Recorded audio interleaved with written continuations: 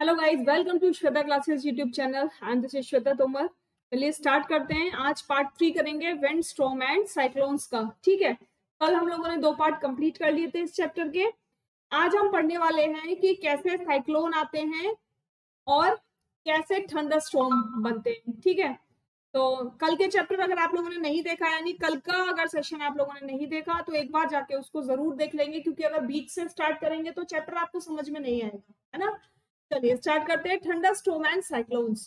Thunder storm develop in hot humid tropical areas like India very frequently.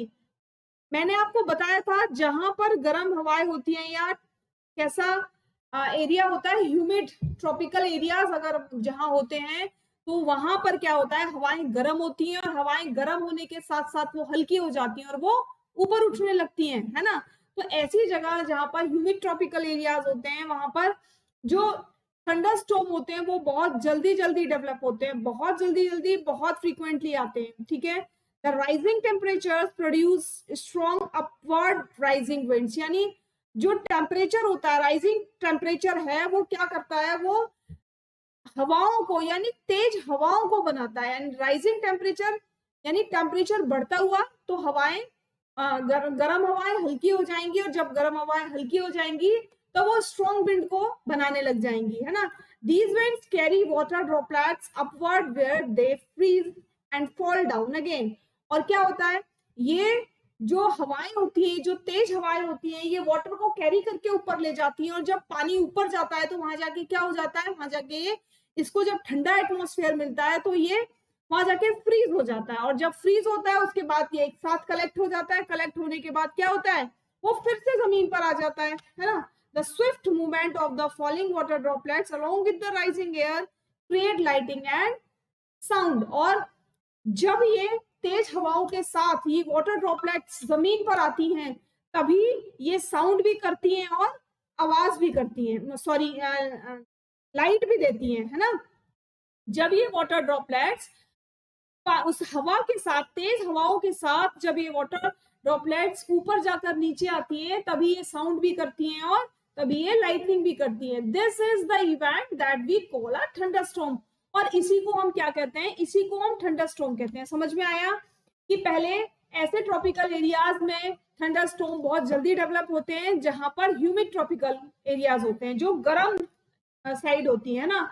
और ये जो गर्म साइड होती है ये हवाओं को बनाती है, तेज हवाओं को बनाती है। तेज हवाएं ऊपर जाती हैं और तेज हवाएं ऊपर जाने के साथ साथ अपने साथ वाटर ड्रॉपलेट्स ले जाती है। वाटर ड्रॉपलेट्स एक लिमिट तक जाने पर वो ठंडी हो जाती है, और ठंडी होने के बाद वो फिर से वापस नीचे आती है।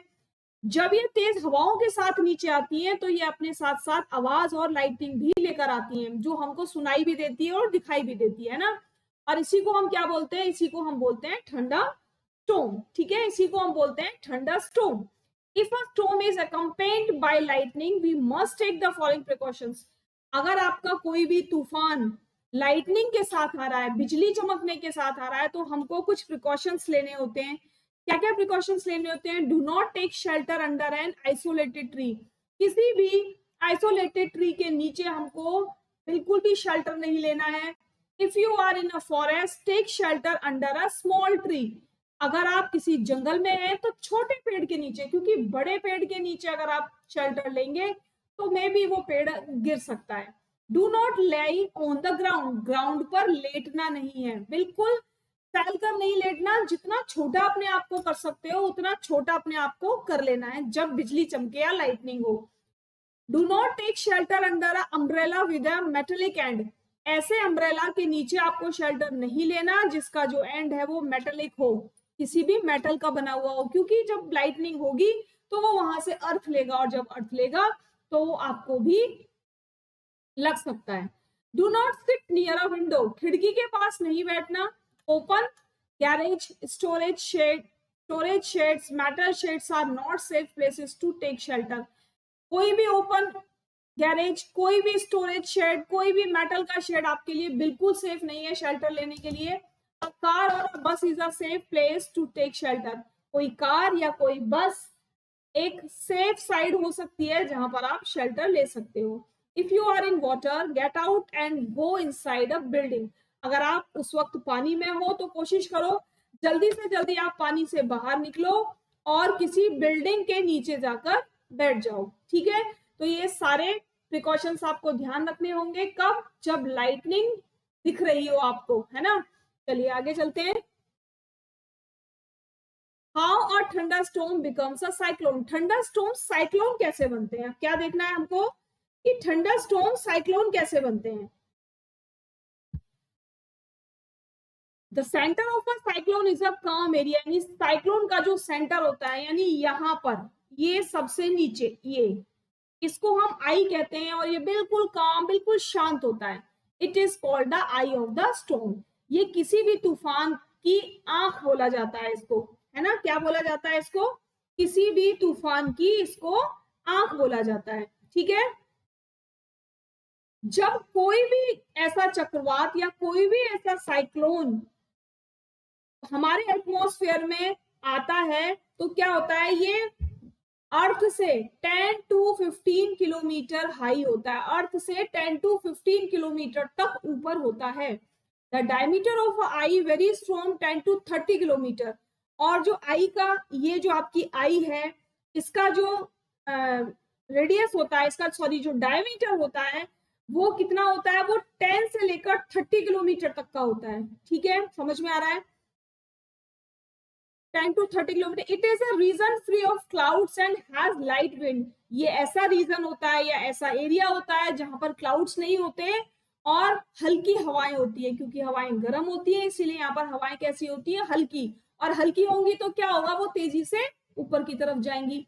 Around this calm and clear eye there is a cloud region of about 150 kilometre in size.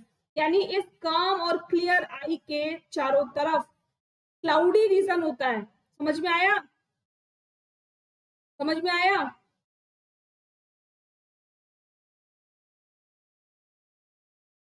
इस क्लाउडी सॉरी इस 10 टू 30 किलोमीटर के रीजन के आसपास क्या होता है, 10 to 30 it is a region free of clouds and has a light wind. बहुत बिल्कुल क्लाउड मतलब बादल नहीं होंगे यहाँ पर, और आपका जो लाइट होगी, वो जो विंड होगी वो बहुत लाइट होगी। क्यों होगी? क्योंकि वो गर्म होगी।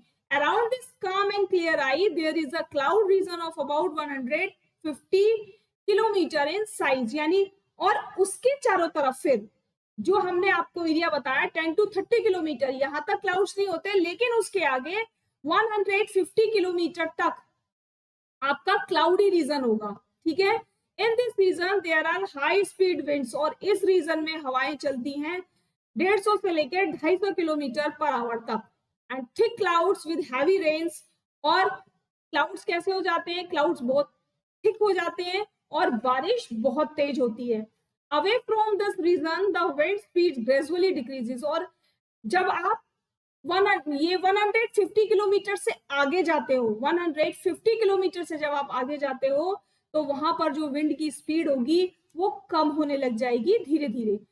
The formation of a cyclone is a very complex process. यानी जो साइक्लोन बनने की प्रोसेस है वो बहुत कॉम्प्लेक्स होती है। समझ में आ रही है बात? कि पहले तो ये जो एयर का रोटेटिंग मास होता है एटमॉस्फेयर में, ये 10 टू 15 किलोमीटर तक ऊंचा होता है। इसके चारों तरफ 10 टू 30 किलोमीटर तक जो आई का डायमीटर होता है वहां पर कोई क्लाउड नहीं होते, वहां पर विंड बहुत लाइट होती है। लेकिन जब उसके एरिया के आगे जाओगे, यानी 30 किलोमीटर से जब आगे जाओगे तो क्या होगा, 150 किलोमीटर के रीजन में आपको बादल भी मिलेंगे और आपको हवाएं भी मिलेंगी तेज।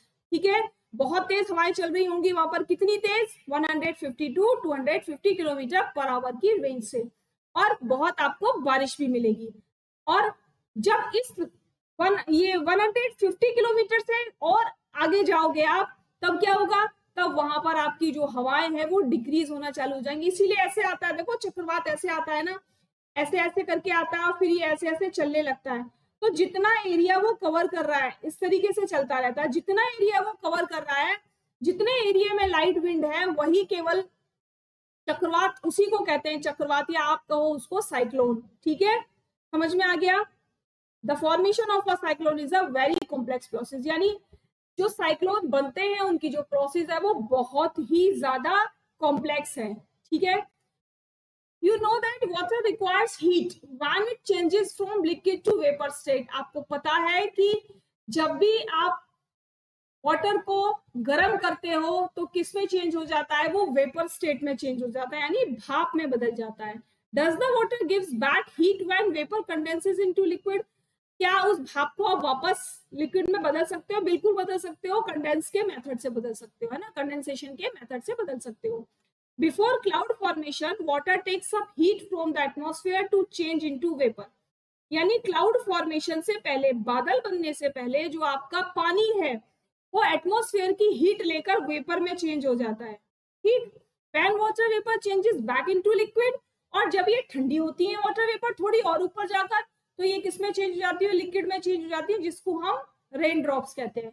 This heat is release to the atmosphere. और ये क्या, ये जो हीट होती है इसकी, जो कंडेंस होने के बाद हीट निकली, वाटर अलग हो गया, हीट अलग हो गई, एटमॉस्फेयर में मिल जाती है. The heat release to the atmosphere warms the air around. और ये जो हीट निकली है ये क्या करती है? एटमॉस्फेयर को गर्म कर देती है. The air tends to rise and cause a drop in pressure. और जब ये गर्म हो जाएगी तो क्या होगा? ये ऊपर जाने लगेगी, हवाएं ऊपर जाने लगेंगी और प्रेशर को बढ़ा देंगी. ठीक है. More air rushes to the centre of the storm. यानी बहुत सारी जो एयर होती है ना, वो सेंटर, स्टोम के सेंटर में होती है. ठीक है. जो बहुत सारी एयर होती है, जो एयर का रश होता है, वो कहाँ होता है? स्टोम के बिल्कुल सेंटर में होता है. This cycle is repeated. और ये साइकिल आपकी रिपीट होती रहती है. The chain of events and with the formation of very low pressure system with a very high speed wind revolving around it. यानी ये जो चेन है आपकी, लो प्रेशर सिस्टम और हाई स्पीड विंड की जो घूमती रहती है, ये चेन आपकी चलती रहती है. It is this weather condition that we call a cyclone. और इसी को हम क्या कहते हैं? इसी को हम कहते हैं cyclone. Factors like wind speed, wind direction, temperature and humidity contribute to the development of cyclone. यानी जो फैक्टर हैं, जो फैक्टर इसके लिए जिम्मेदार है, वो क्या है? विंड स्पीड है, विंड का डायरेक्शन है, टेम्परेचर है, ह्यूमिडिटी. सब कुछ साइक्लोन के लिए जिम्मेदार फैक्टर्स है. क्लियर? समझ में आई बात? थोड़ा सा टिपिकल है, लेकिन आप लोग देखोगे. देखो ये आपका है the image of the I of the cyclone. यानी ये साइक्लोन की आई की इमेज है. और rising water caused by a cyclone. जब साइक्लोन आते हैं तो वाटर कैसे ऊपर की तरफ जाता है, ये यहाँ पर उसकी पिक्चर बनाई हुई है. ठीक है, दिख रहा है ना? दोनों पिक्चर्स आपकी बुक में दी हुई है, एक बार अपनी बुक में जरूर पढ़ेंगे. ठीक, आज के लिए केवल इतना ही रखेंगे. एक बार जो जितना मैंने बताया है उसको आप बुक में से रीड करेंगे, देन उसके बाद एक बार फिर से इसको देखेंगे और मुझे कमेंट करके बताएंगे कि सेशन आपको कैसा लगा. कल हम इस चैप्टर को बिल्कुल फिनिश कर देंगे. पसंद आया है तो लाइक करेंगे, शेयर करेंगे और सब्सक्राइब भी करेंगे. ठीक है, चलिए कल फिर मिलते हैं एक नए चैप्टर के साथ, मतलब इसके नए पार्ट के साथ और लास्ट पार्ट के साथ. तब तक के लिए thank you, tata, bye bye.